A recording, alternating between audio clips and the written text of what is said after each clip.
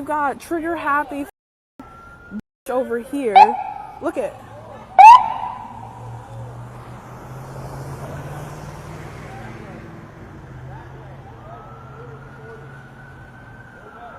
They're telling her to move, but that's a public sidewalk.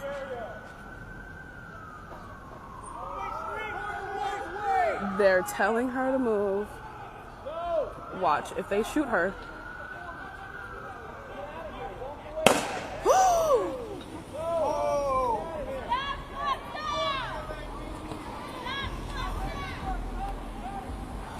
Holy. Sit down, sit down. Where'd he get you?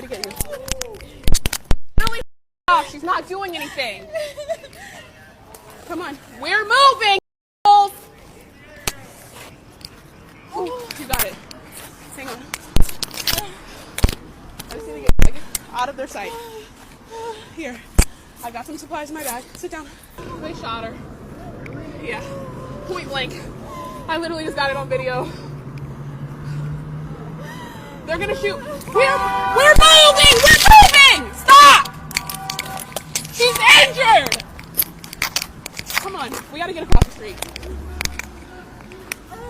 Come on, we gotta go across the street. We're gonna try right here, and let me just look at it, unless you wanna go inside.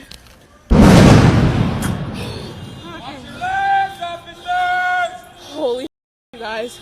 Remember this from the anti-ICE protests? Some of your jokes are about how everyone is mad at everyone else. And no one's mad at the right people. Yeah, they have states hating other states. People in red states don't like California. People in California don't like Texas. Somewhere along the line we missed that it's the United States.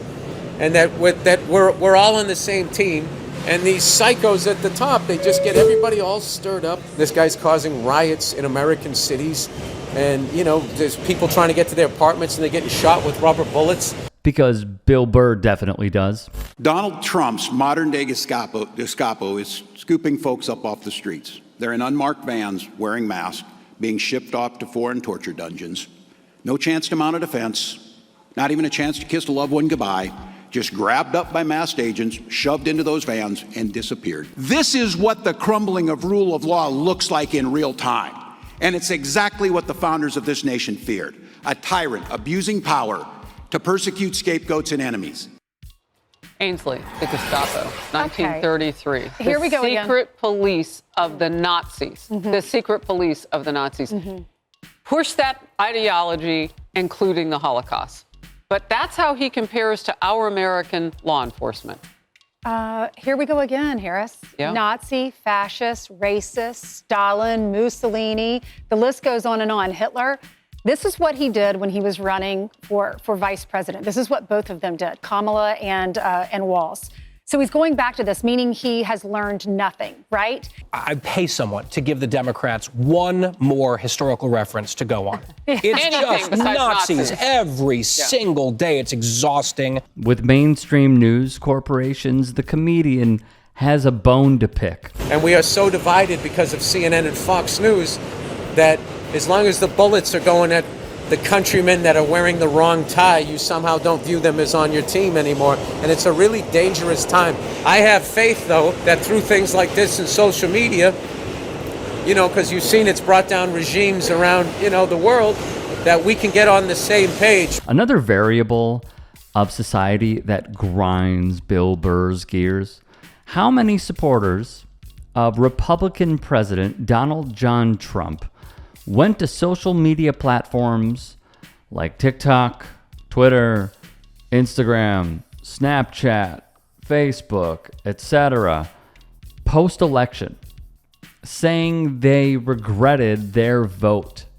What Burr did not like was the response from many. But one of the things I hate the most, people will write things like, I will never forgive people that voted for Trump. And it's just like, well, now you just caused division. Yeah. You want to bring them over. You know what I mean? It's like, well, you also just voted for a guy that should have been in a home.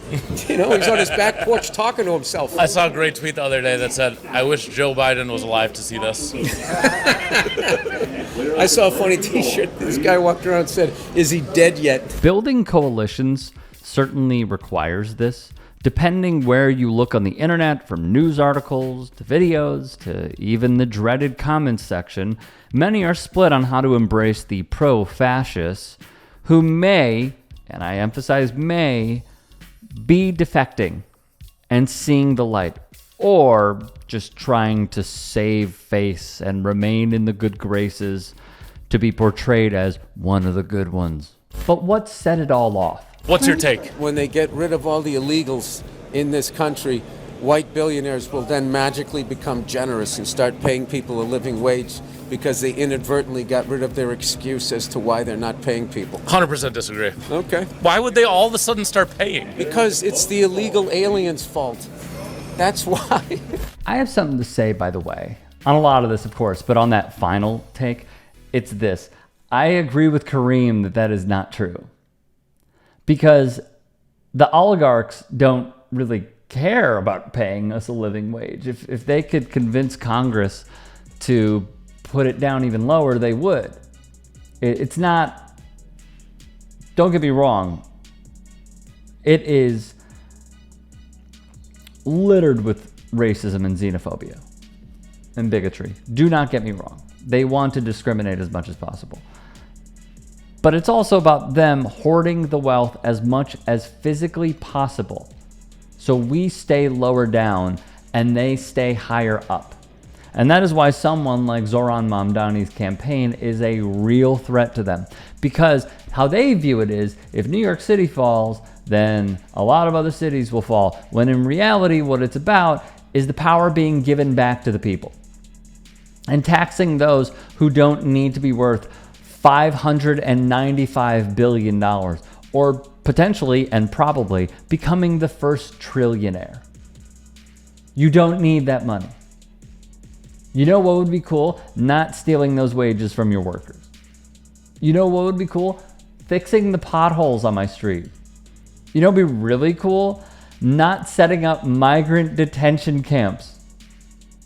You know what would also be really cool is improving our schools and providing healthcare and providing a living wage and making sure that landlords do not crush our bank accounts, or daycare not crushing our bank accounts, or groceries not crushing our bank accounts. All of this is connected, guys.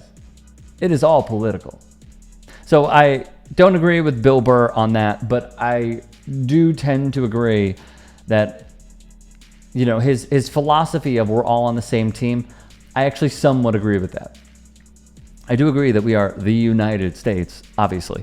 But what I don't agree with is saying that everyone believes that we're on the same team. That's a false premise.